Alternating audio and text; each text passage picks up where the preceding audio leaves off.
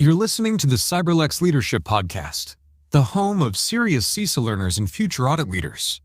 If you want more than memorization, if you want to think, reason, and operate like a true IS auditor, this is where serious auditors are made. In CISA Domain 5, encryption is often misunderstood.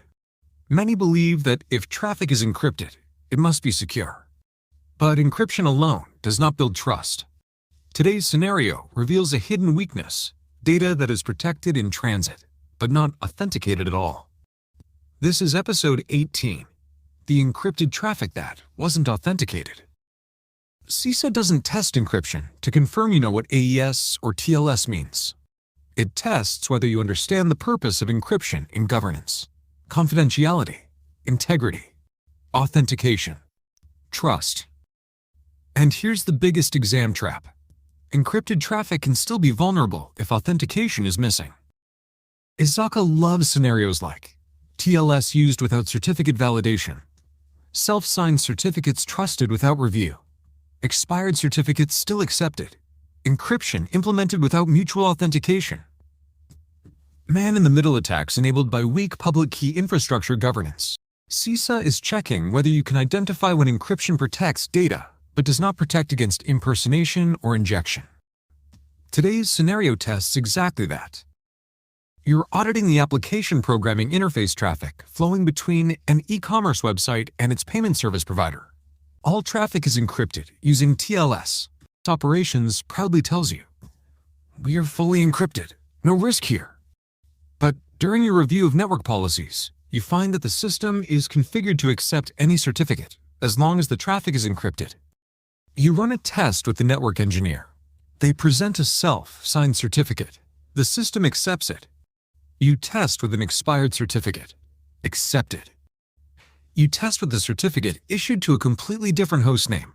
Accepted. The traffic is encrypted, but authentication is non-existent. Anyone who can create a TLS endpoint can impersonate the real payment system. Encryption is present. Security is not.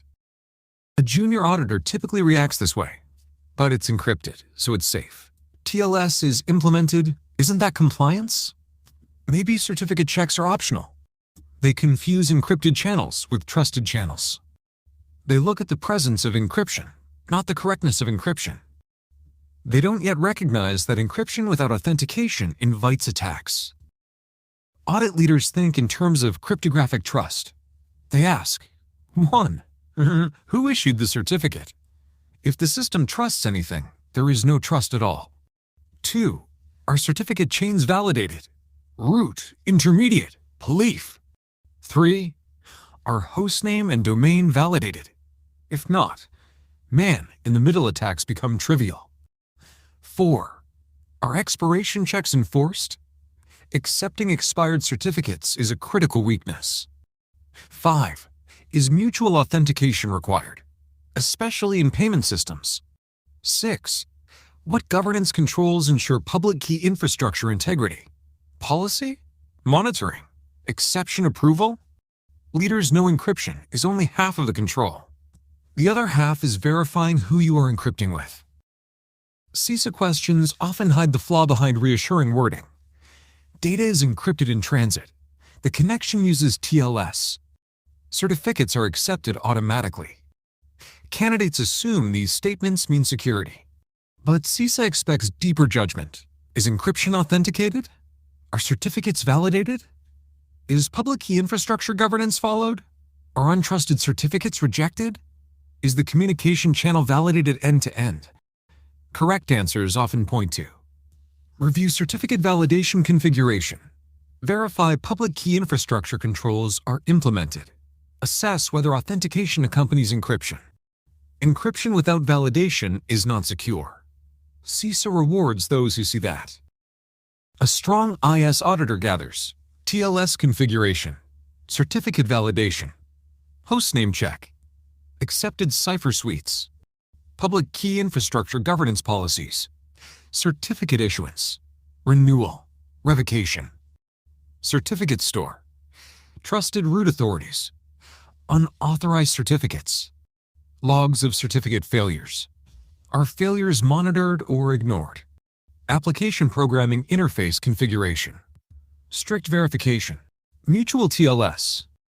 Penetration test results. Did testers bypass authentication? This is the exact evidence real auditors review. The risk is not that data is unencrypted.